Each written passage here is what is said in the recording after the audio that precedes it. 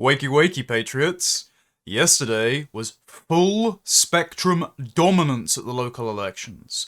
As Rupert Lowe points out, Restore Britain won 10 out of 10 seats that they contested in Great Yarmouth. Remember, Restore Britain wasn't running any candidates outside of Great Yarmouth. Anyone saying otherwise wasn't telling the truth. Instead, they were running their candidates under the banner of Great Yarmouth First, the local party that preceded the announcement that Restore Britain was going to convert from a movement into a national political party. And Great Yarmouth was the proving ground for Restore Britain's ground game, for whether or not the very online right could convert into a vocal phenomena on X into thousands of loyal canvassers, reputable brand ambassadors for the kind of politics that we want in a constituency, and flip it from blue or teal or red to full spectrum navy. And it worked. It's incredible. It worked. And this really gives you faith, because I think we're going to win. Now, by we, I do mean the broader patriotic movement, because at the moment, Reform is the national political party, because they've performed pretty well. And in the lead-up to the local elections, I was quite harsh on Reform. I made a series of videos critiquing their candidates and canvassers, because they were running the literal Boris wave, various foreign nationals and immigrants who couldn't speak English, and they were engaging in sectarian politics, pandering to Jews and Hindus and Sikhs and Muslims, and not being willing to represent the left-behind native British population, who are their highest propensity voters. And I wanted to punish that. I wanted to make sure that you just can't engage in this minoritarian pandering anymore, because it's not only going to lose you elections, but it's going to fill your party with the kinds of people that don't actually want to deliver a nativist, immigration restrictionist agenda, because they don't want to be shunned from their family barbecues or Diwali celebrations or iftars. And it seems that the patriots in Reform constituencies, and as well, those that are aligned in Reform's HQ, the still good people that are there, were rewarded, whereas their foreign national token candidates were voted against. And I think this is a lesson. If you substantively represent the British people at a time where they are demographically insecure and they want to vote for their own people who reflect their own interests, you will win. If you engage in minoritarian pandering, if you parachute candidates into seats where they're not appropriate and don't substantively represent local concerns, you will lose. And that's why it's brilliant to see all the lads of Great Yarmouth First standing there, dominating the council. And it means that we actually get to see what Restore Britain governs like. Problem they're going to have is, of course, a lot of spending is committed via Parliament to special educational needs, council housing, but they can do certain things like leaving the Conservative Party's 2021 refugee resettlement scheme. I think it's Lancashire Council that's already done that under Reform, so Restore Britain will be able to do that. They'll be able to fix the potholes and get rid of the bike lanes that nobody uses, and all sorts of other things to just beautify Great Yarmouth. They can make it our little paradise on the cusp of the ocean. It's the first beachhead from which they will take back the rest of the country. And what was really encouraging as well is the level of voter turnout. So it's a 46% turnout overall, which is really large for a local election. But if you look at the constituencies and the margins by which they won, so Michael French, Great Yarmouth First, 46% of the vote, double that of Reform UK. And remember, Reform had the strategy that was leaked to me by my friends in Millbank Tower of, quote, trying to strangle the Restore baby in the crib, because they don't want a viable threat to their right, or at least a party that's going to deliver on the things that Reform denounced and have now promised, to rob them of a majority in 2029. They don't want to be replaced or surpassed. They expect to be handed Downing Street on silver platter, and I'm sorry, your behaviour just doesn't warrant that. And I'm talking about the behaviour of the leadership, not local Reform candidates, who are, many of them are very good people, not the canvassers, not even some of the staff in Millbank Tower, even some of the senior staff, like James Orr is a very good man. But the way Nigel Farage and Zia Youssef and Layla Cunningham and the like have behaved, and taking in defectors like Nadim Zahawi, it's unacceptable, and I just don't trust them. And so it's really encouraging to see when a credible, honest, enthusiastic alternative is provided, people who haven't voted before come out in the thousands and will vote for it. I mean, look at the margins here, and this is every candidate that Great Yarmouth First put forward. By the way, you have to scroll down on the page of election results here to Barry Gravenall, and he got 1,581 votes, again 41% of the vote share. And they're much larger margins than the other candidates of them, sort of like the Liberal Democrats there. But I just, it's fantastic. Again, 43% of the vote share for Jonathan Whedon. Kevin got 50% of the vote share. Just colossal. And these are pretty decent turnouts, actually. Again, 48% of the vote share with 2,000 votes for Glenn Hurren. All of this is a really encouraging start. 47% for Daniel. 42% for Jason. And so, if this can be replicated in by-elections between now and 2029, Restore Britain might be able to get some more MPs ahead of the next election. And that means, okay, Rupert Lowe has already said that because of this victory, he has never been more confident that we're going to win the next general election. It's possible. In the next 3 years, it's possible. Because Reform have gone from no MPs to 5 MPs to less than 5 MPs after ousting Rupert, to top of the polls, to 20%, to winning the majority of seats in yesterday's council elections, but not quite as many as they had hoped. So all these fluctuations have happened in less than 3 years. And so we now have more time between now and the last election and now and the next election to build up Restore to either a national political party capable of winning a general election, or at the very least, a viable alternative to Reform should Reform fail to deliver on their promises if they win majority in government. In either case, we don't lose out. The only people losing out are Reform in Great Yarmouth, who now have to stand aside because otherwise they'll split the vote, won't they? Very good. And what was really moralising out of yesterday was the number of photographs that came out of the victory count. I mean, everyone celebrates, sure, but these guys are my friends. Lewis, Charlie, Harrison, they are good men. They've stood by me. And they stood by Rupert when they had nothing to gain. And there are people in Reform that are very disappointed that they're not in there because they know they are assets to whatever project they put their mind to. And this photo is just fantastic. The relief. The fact that hard work and honesty and following the moral North Star rather than expedient short-termist opportunities, the fact that all those things have paid off, wonderfully cathartic. Josh was also down there with Montgomery Tom, so expect to see some coverage over on lotusseekers.com of the actual canvassing, which will be excellent. And I think, well, Josh in future, like it or not, I think he'll make a good MP. We'll have to nudge him to run in one of his constituencies. I know there's a quite strong Restore Britain presence in Devon and Cornwall, so who knows? Josh might go down there.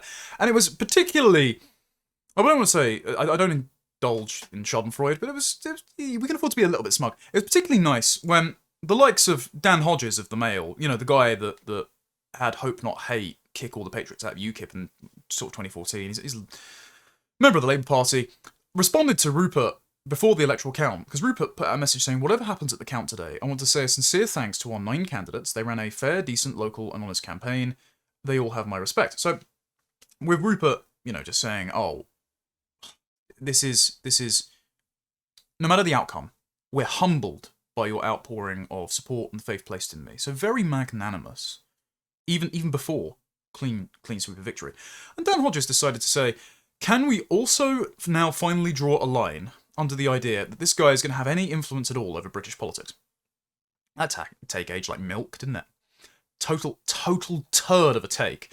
Callum, Lion of Epping, Callum, has just put the iconic image of Rupert in the sea. Can we have your apology, please? I think the form might be a bit soggy, but we're still going to make you sign it, Dan.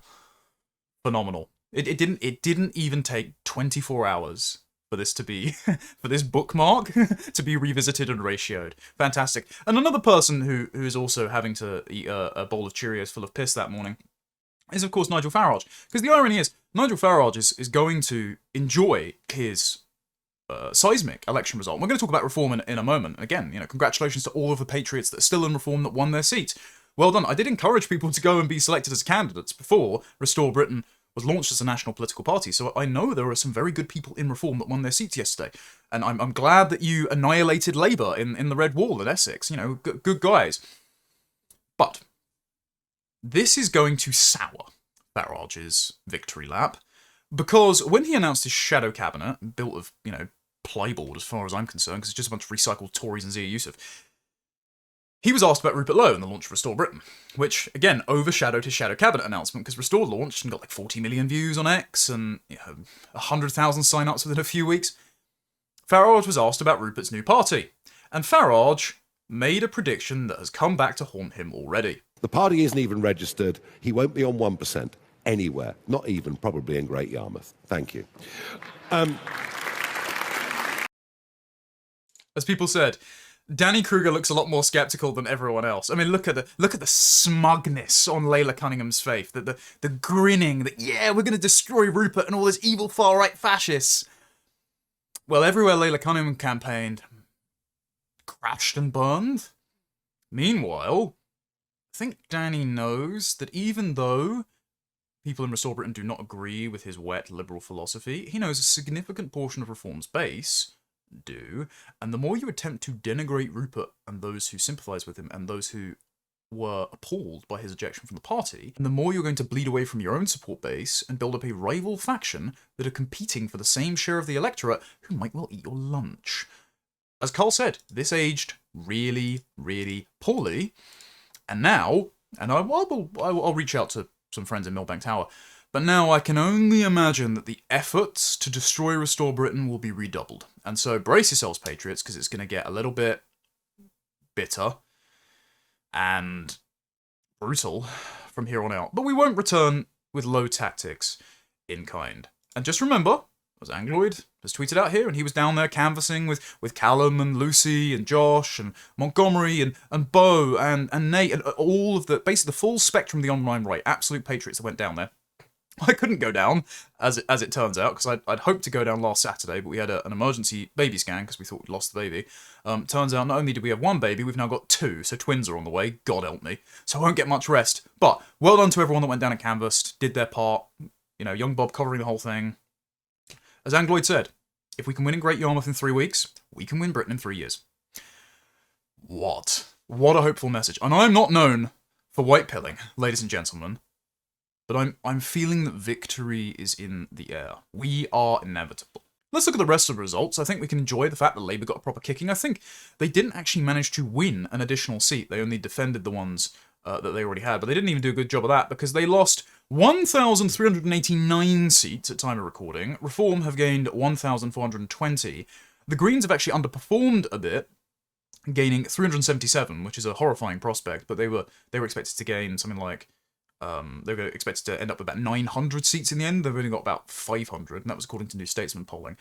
Scottish Parliament, Reform have failed to take that because Malcolm Offord was a terrible leader of the Scottish Reform branch. He was an ex-Tory lord who said that he wants more legal migration and just couldn't argue his way out of a paper bag when on stage with Pakistani ethnic nepotist Anas Sarwar.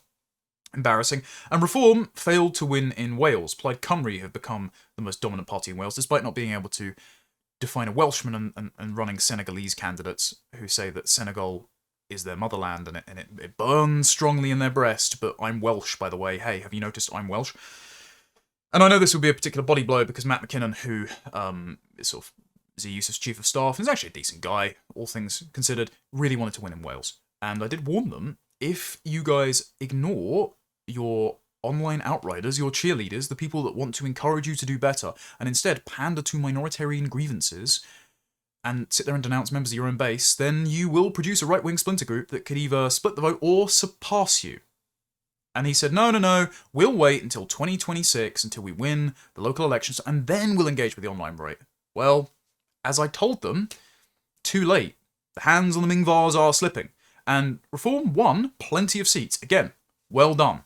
They didn't win nearly the number of seats they wanted. And the reasons are actually, I think, found quite well in Bexley. So Bexley, I've grown up in Bexley. I've lived around this sort of area for quite some time. I have family that live in this area. And if you look at the results, Reform only pinched a few seats from Labour in Belvedere and Northumberland Heath, and from Conservatives in Crayford and Westheath. But the Conservatives kept the council. They kept Bexley Council.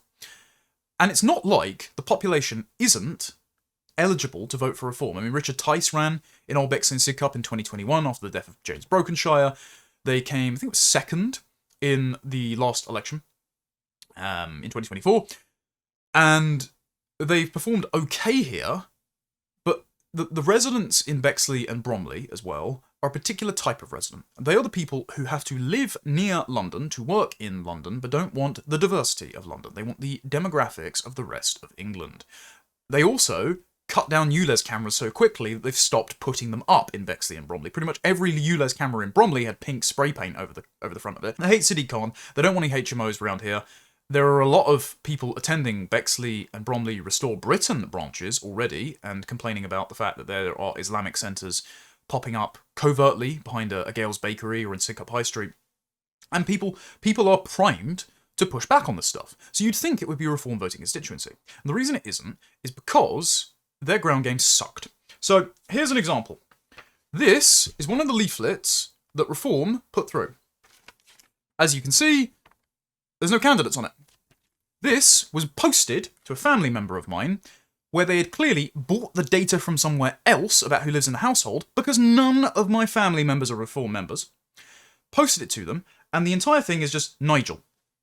There's no mention of local candidates. There's no mention of the names and where they live and who you can vote for.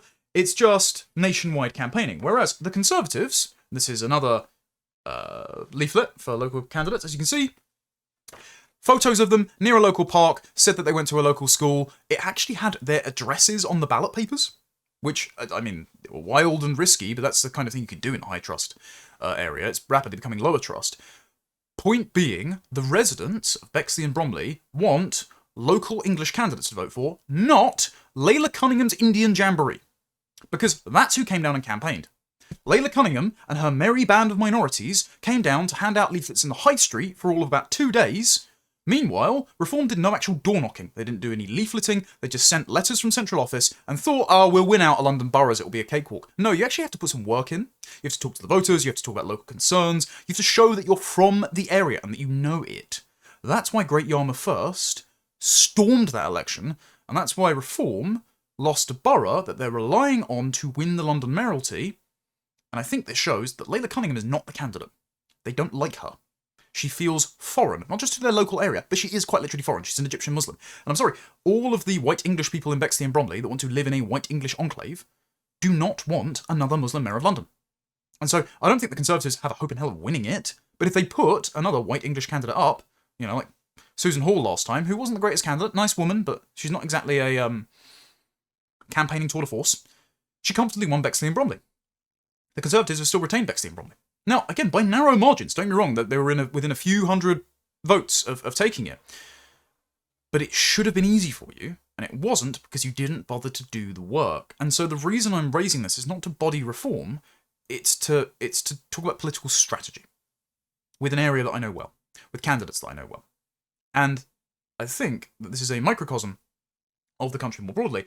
People want substantive representation, not just local concerns, not just local people, but they are people. And I think this is very important because of the trend that keeps manifesting across Reform's conspicuous losses on a day where they had overwhelming wins. So, in Wigan, for example, white working class area, formerly a Labour constituency, 2023.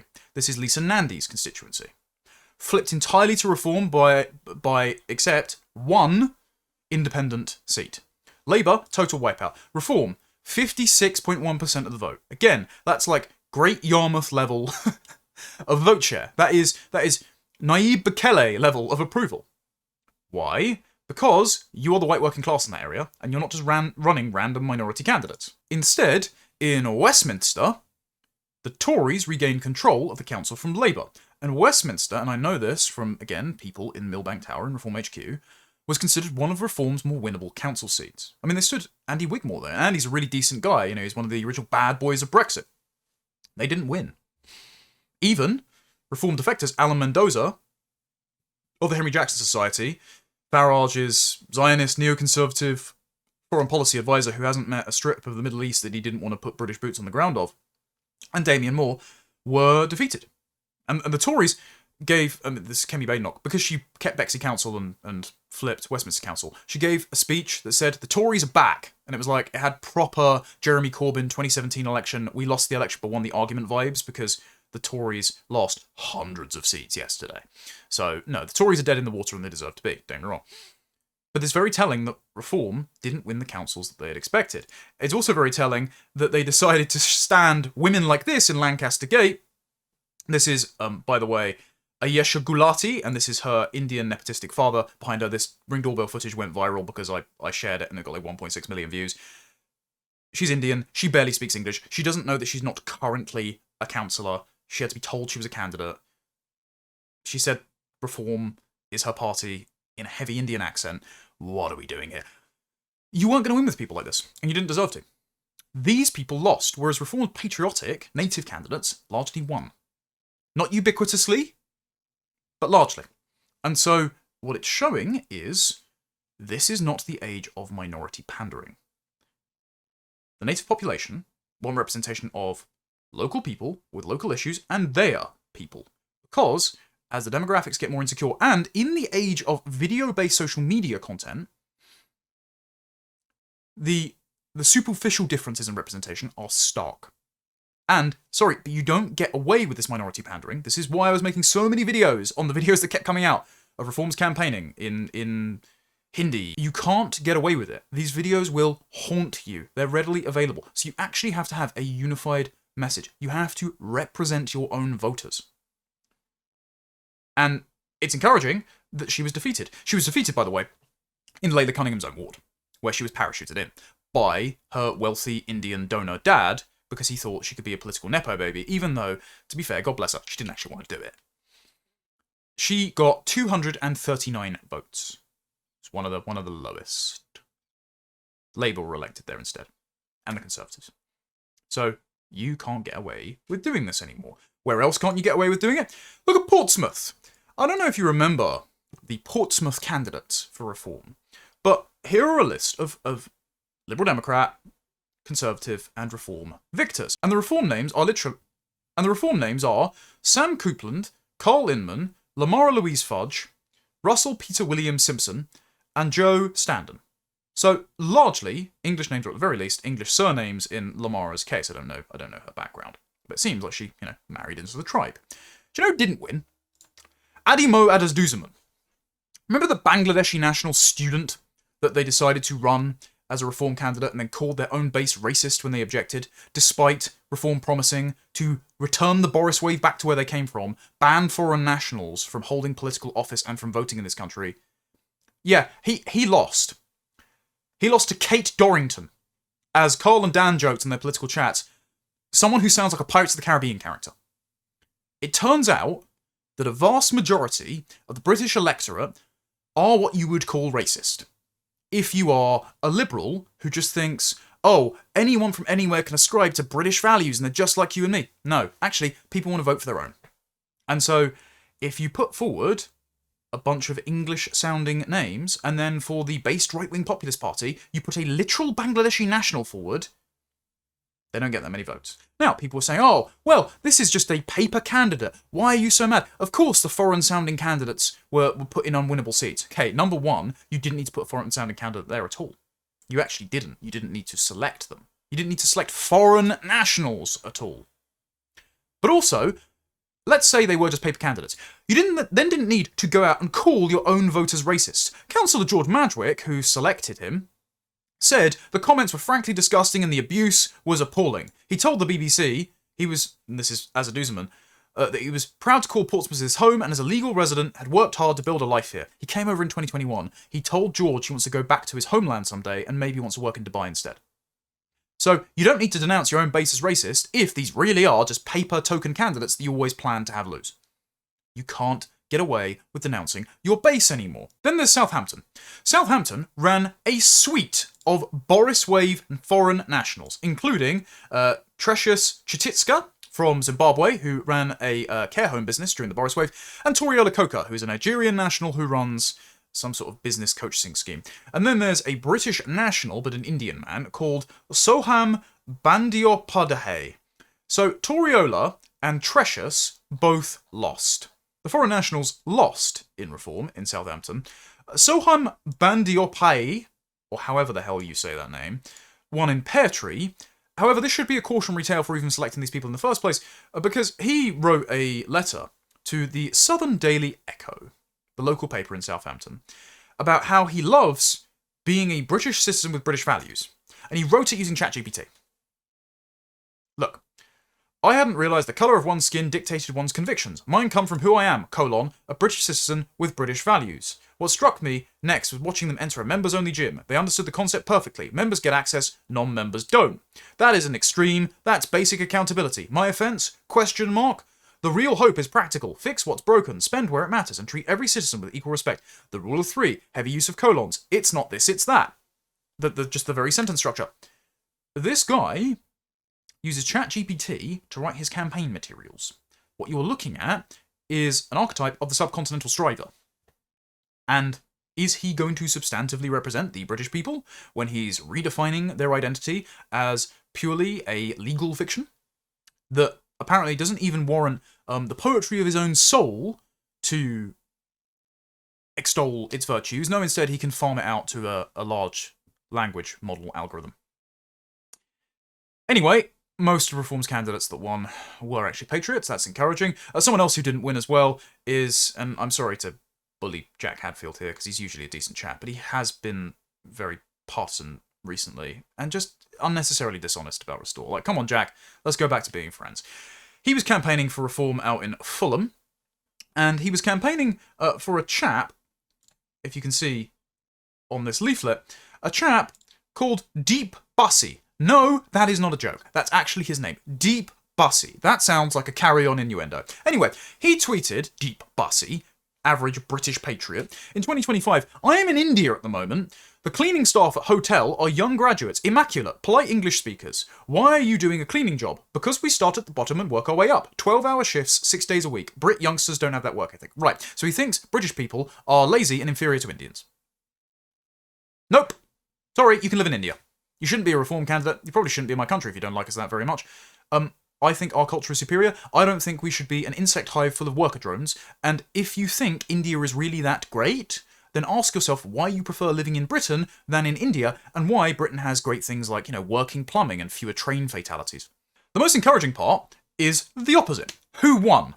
So this is Ben Rowe, who ran in Plymouth. And he got a Hope Not Hate hit piece. Hope Not Hate did a number of hit pieces on Reform candidates. They frequently have.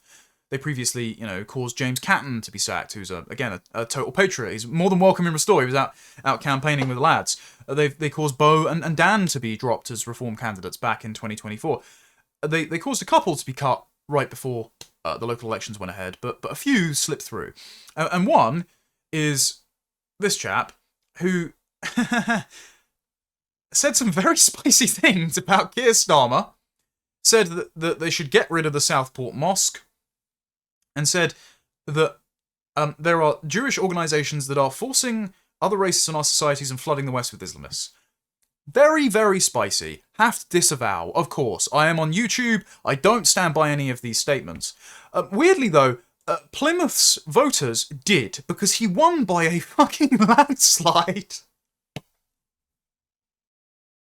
Oh, it's terrible. Oh, man, how could you? Anyway, let's look at the voter turnout for the Ham ward. Ben David Rowe won with 1,649 votes. That's almost 1,000 votes more. The second place candidate, Labour, who got 785. The old spells and incantations don't work anymore. Calling people racist and far right have no impact on the electorate. The only thing Hope Not Hate were hoping for was that Reform would be wet and weak enough to do their bidding and deselect anyone in their party that is to the right of Nigel Farage one day too early.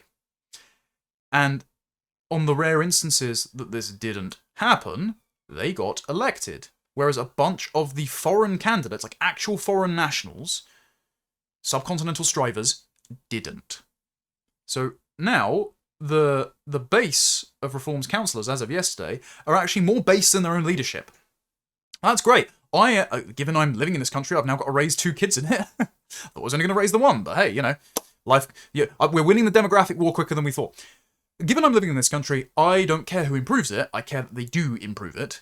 And so, again, I'm going to celebrate this, and I'm going to celebrate that the weakening of the old establishment cancellation tactics. We don't care anymore. Whether you're in Reform or in Restore, manifest Rupert's attitude. When you're called a racist, just say, I don't care. because that word has been used to perpetuate and cover up atrocities, and so it has no moral weight anymore. You know what's in your heart, and so don't filter your moral convictions and your politics out via the disapproval of people who would rather see you dead than succeed. There are other people as well that won, despite their Hope Not Hate hit pieces. Glenn Gibbons, who joked, "Can't believe the amount of Nigerians in the town, should melt them all down and fill in the potholes." Dear God. Again, disavow. Very, whoa, wow. Very, very imprudent rhetoric there, Glenn. Yeah, he won. He won in Sunderland.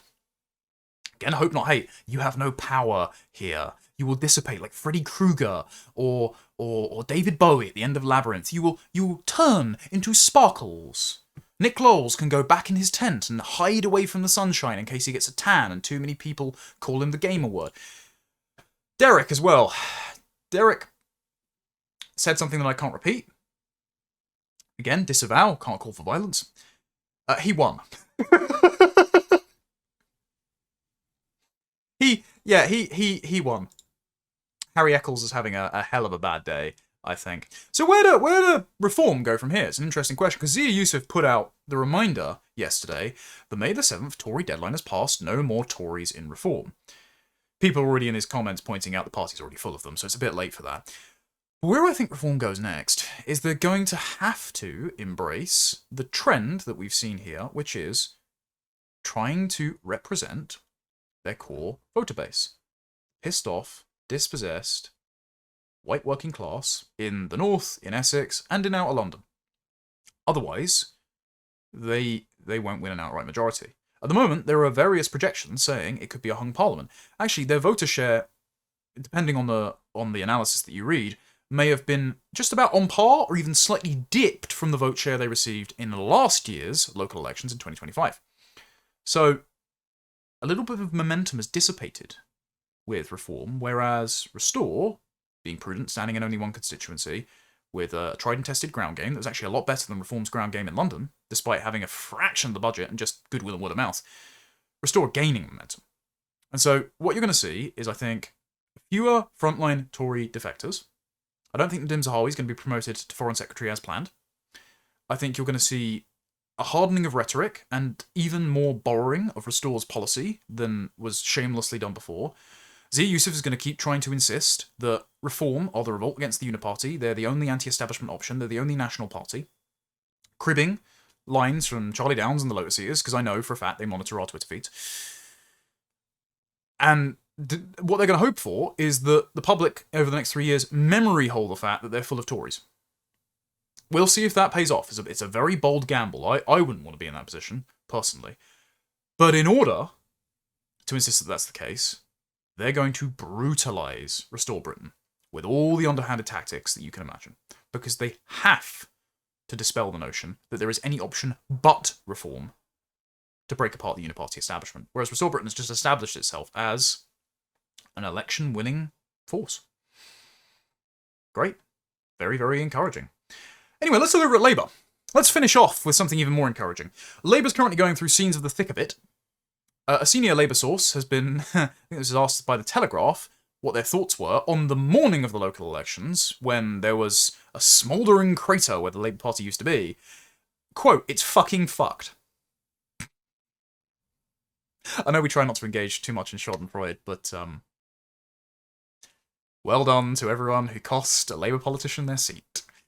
Dan Hodges, again, who's in touch with the Labour base, said, "This is what's freaking out Labour MPs. They expected reform gains, they're not the scale. They expected Green gains, but they didn't see the Tories sitting up in the coffin in Westminster and Wandsworth. The Tories have regained control of various London councils, or held it, in the case of Bexley, from Labour. And we can only hope now that the true test of whether or not there is even anything redeemable in the Tories that doesn't come from the Indian subcontinent is whether or not they melt down that horror show of a Banksy statue that was erected in Westminster recently to slag. Get on it, lads." Anyway, it was so bad for Labour that Gary Gibbon went on Channel 4 and said that there were Labour politicians that have told him that they were instructed at their counts that when they lose, they're not allowed to cry on camera. The message from people around him is he won't be resigning after these results, and he won't be accepting a timetable for a resignation that might be prevented to him. I hear that Labour agents, as part of the choreography around tomorrow night, are telling any activists who go to the counts where there are cameras, don't go talking to those cameras, and please, please don't cry on camera. This is a recipe for an uprising. Will there be an uprising? At the moment, Labour MPs, backbenchers, seem to be saying, well, you ministers, you need to go in and tell him to lift up the revolver, whereas you can find quite a few ministers saying, well, it's up to the backbenchers. So They are literally the weeping Wojak with the smiling mask on. That's what Labour have been reduced to. All hell has been let loose from Labour Party apologists. I mean, Nick Lowles, again, having a horrible morning because his Hope Not Hate hit pieces failed. Reform, despite MI5 vetting, despite the saboteur efforts of the Home Office's favourite attack dog there, the bastard child of Searchlight, they didn't fill them full of containment agents and foreigners. And so Nick has said tonight's results are calamitous for Labour, not just for Keir Starmer's leadership, but for the very future of the party. Brilliant. Hope Not Hate are already inscribing on the Labour gravestone. We can afford to bask in victory for at least one day. Ladies and gentlemen, it's very, very rare that I have an upbeat episode of this show. Believe me, we've got some horrific things to cover in the coming weeks. But the fact that Nick Lowles is weeping this morning, coping, seething, crying, turning into a corncob, isn't it just glorious? Someone else who had a really bad morning as well was James O'Brien, the man who's the only man in Britain whose ears rival mine. He really is like turning into Gollum. Look how sallow he is. I think alcoholism's finally getting to him. Anyway, he actually had a pretty sane take on why Labour are intergenerationally cooked, because the entire country is far right by his standards, and so Keir Starmer had to make concessions to reality and do the Island of Strangers speech, but then people realised he had no credibility to do so, and then they were losing all of their Muslim voters because they imported so many Muslim voters that the Muslims realised they'd reached a critical mass in certain towns and cities and could just form a Muslim party or hijack the Greens and ensure that young female progressives and the trans candidates end up on the wrong end of a revolutionary crane, like in Iran. And so now Labour has no natural constituency except James O'Brien holed up in his LBC studio like the shrieking troll face saying, "I hate the UN," clutching his rifle. Anyway. Labour and the Tories are having a nightmare. Reform is having an absolute, not quite as good as I think they probably were hoping in their wildest dreams, but still pretty flipping good by any measure, and nobody's talking about Ed Davey. Some of those things are constants, some of those things are new. All of that is very correct, by the way. Completely sober. Reform succeeded, not as much as they wanted to, but they certainly succeeded. Labour have been annihilated. The Tories regained the control of some councils, but that's the sort of death rattle. It's like the last time you see a dying relative in the hospital and they seem full of life for the final visit and they pass away like an hour later. And nobody cares about the Liberal Democrats. Oh, they won a couple of council seats. Brilliant. Well, their constituency will be annihilated when their very large gardens have a bunch of migrant shantytowns parked on them. So what interests me is what Labour have done to get to this point. And what they have done is try to appeal to the historic Labour voter, already wobbly, because we saw in 2016 and 2019 that they were not immune to voting against their own interest. Their own interests, by the way, James O'Brien defines as Brexit and for Boris Johnson. No, their interests are not being demographically replaced in their own areas, James. This is why Blackburn has gone full spectrum reform, because the white working class are sick to death of the Muslim rapists in their area that you seem insistent on denying and downplaying and continuing to import because you want to feel very progressive. And you in your own books keep saying, I have these non-progressive thoughts, so I have to gaslight myself into being progressive. So, you're basically a character from Solzhenitsyn's Good Archipelago. Anyway, it's not in their interest to be eradicated and be subjected to ethnocidal violence. And so they're voting for their own interests. They've just been betrayed time and time again by Boris, by Brexit, by the Conservative Party, potentially by Reform if their inconsistent rhetoric keeps up. But at least we know they're not prepared to vote for a man who decided, while they were grieving for the loss of children in Southport, to call them a bunch of far-right racists. The historic Labour voter who was being tempted towards reform. And the calculation was, I think correctly, although this is something else that's changing at the moment, the calculation was that they wanted the government to be much tougher on immigration. It's failed completely. Labour have delivered what anti-immigration voters want. They haven't. Shabana Mahmood was literally out the other day saying she wants more refugees to come in via safe and legal routes, as I predicted. So everyone glazing her and carrying water for her can wear a got fooled again ribbon.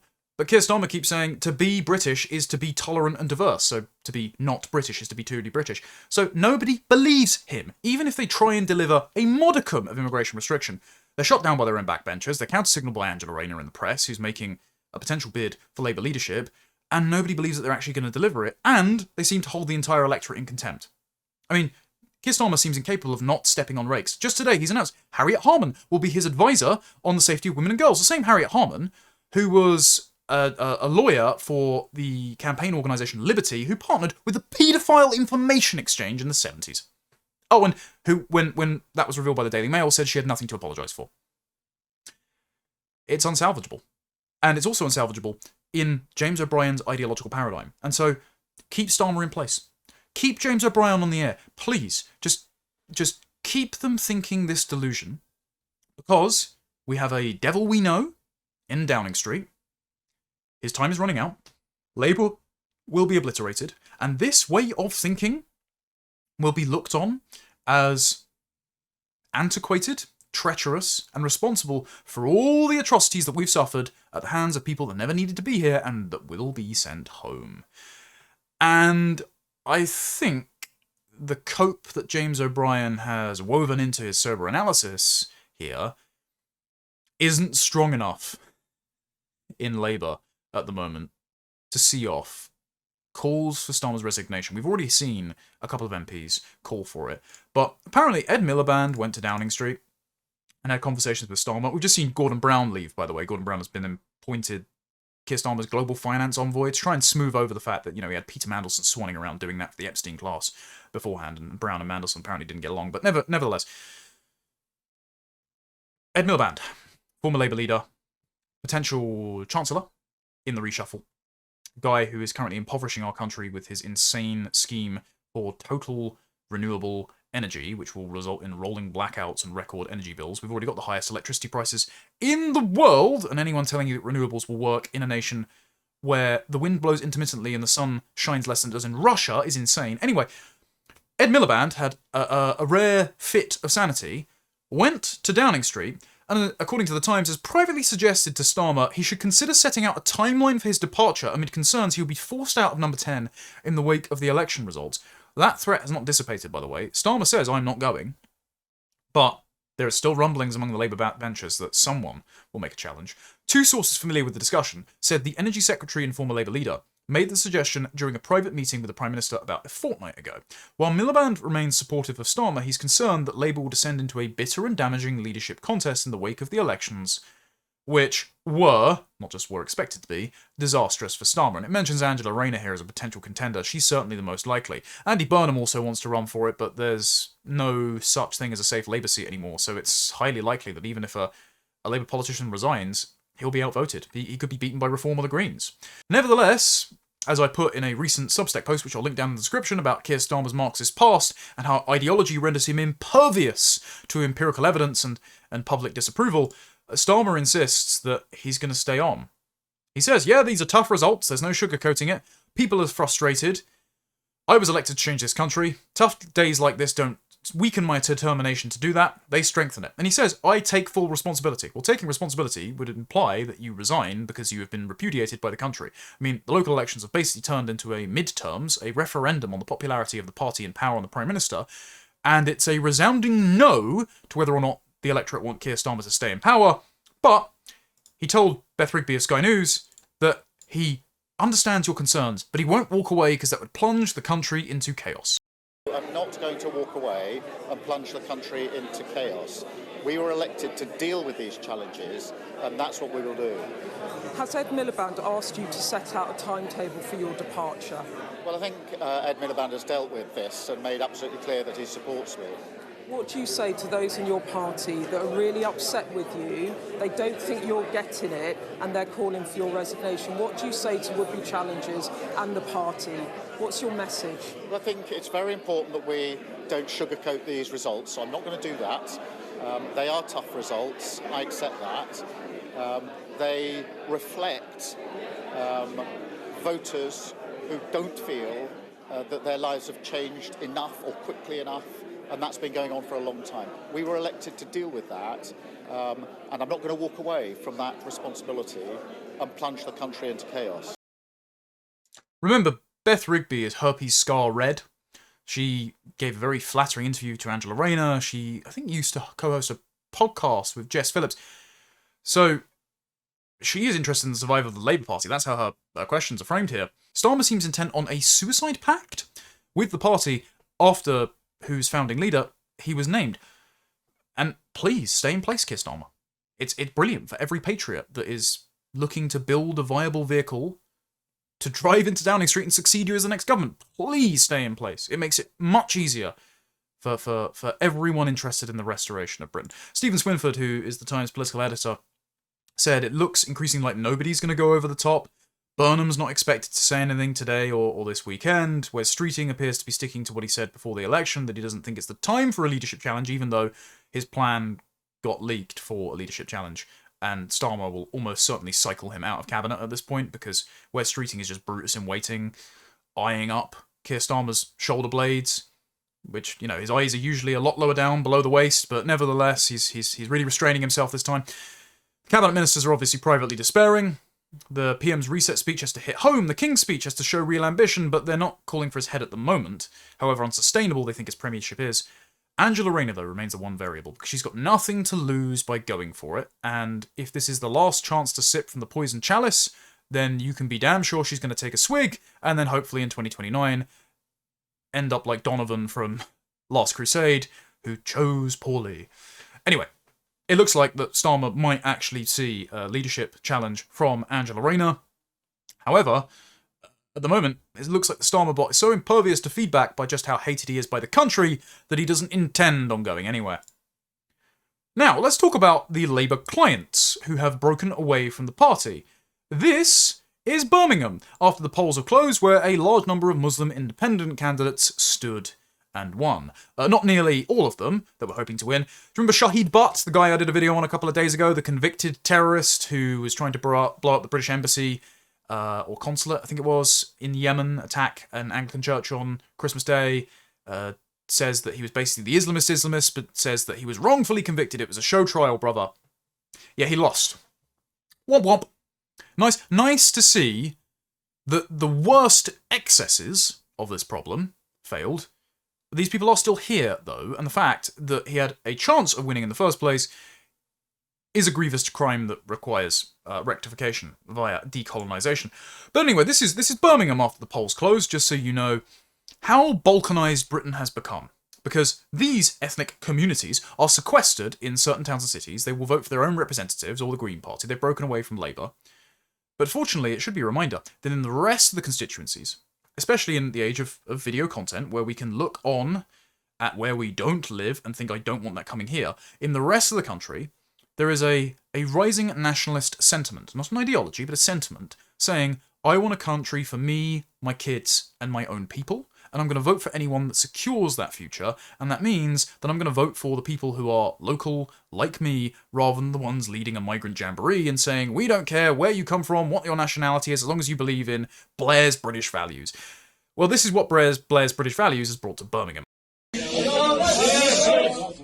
1 second, please. 10:31 on the 7th of May, 2026. We are on the cusp of making political history. Every single one of you should be proud of yourself.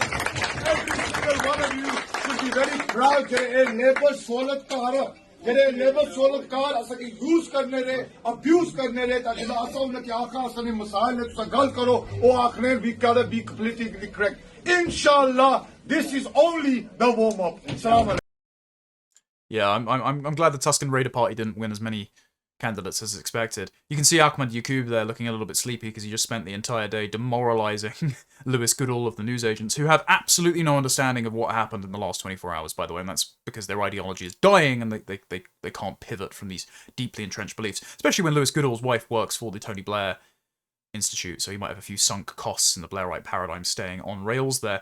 There was also the Labour Party, though. There are still some ethnic partisans residing in the Labour Party. I think that guy's actually an MP, isn't he? Anyway, this is Bradford. As a councillor, आप अपनी ज़िम्मेदारी पूरी नहीं करते. As a councillor जो है, आपका काम होता है कि council अंदर के जाकर, council chamber में जाकर बोलना. हमारे ऐसे councillor हैं जो 10 साल से, 15 साल से, 20 साल से हाउस कुर्सी में बैठे हुए, लेकिन खुदा की कसम एक लफ्ज़ भी नहीं वो बोल सकते. Denaturalising the port. You shouldn't be able to campaign in any language other than English. If you don't have any native ancestry, I don't think you should be able to hold political office. At the very least, you shouldn't have foreign nationals standing and voting in elections. But this is just gibberish, and this should not be the state of my country. It is, thanks to the Labour Party, thanks to the Conservatives, and this is why they've lost across the country, no matter how much Kemi wants to cope. But the worst one of the night was this one, when the election results came in for the planet of Naboo. And I think it speaks for itself. আসসালামু আলাইকুম আমি সবাইকে অনুরোধ জানাচ্ছি আমার Bangladeshi community যারা এই new হোমে বসবাস করেন সবাইকে Now I didn't catch a word of that. The Greens is a bombard problem. We're gonna deport you, sir. What a joke. Anyway, at least I think Cole's analysis of this is right. The Greens are an ethnic and political cul-de-sac. They're going to continue to grow because demented progressive young women, but we still have a couple of generations to turn this around, and it's only going to be localized to university towns and major cities. And this is also quite a fragile coalition because they're not too keen about the number of trans candidates that are elected alongside the very strict and observant Islamic candidates. As this account points out here, Councillor Eden Hills for Little London and Woodhouse won. Yes, this is an autogynephile. And at the acceptance speech, when Eden was giving their speech, Mothin Ali doesn't look too delighted, does he? Deputy leader of the Green Party doesn't look too happy about the thing that the Quran warned him about standing next to him. Oh well, what a shame. As people were pointing out beneath my post, a Green Party candidate can only mean one thing: invasion. So what I think the country is doing, with electing reform for the time being, with a clean sweep of restore candidates in Great Yarmouth, and hopefully more constituencies to come, is voting for the furthest right option provided to them. That's great. Because in this day and age, right-wing is just conflated with the natural prejudices and preferences of the native English people. And sure, we've become amnesic about our culture, we've become complacent about our sense of identity. But the embers in the hearth never quite go out. They can be rekindled. They can't be replaced, but they can be reignited.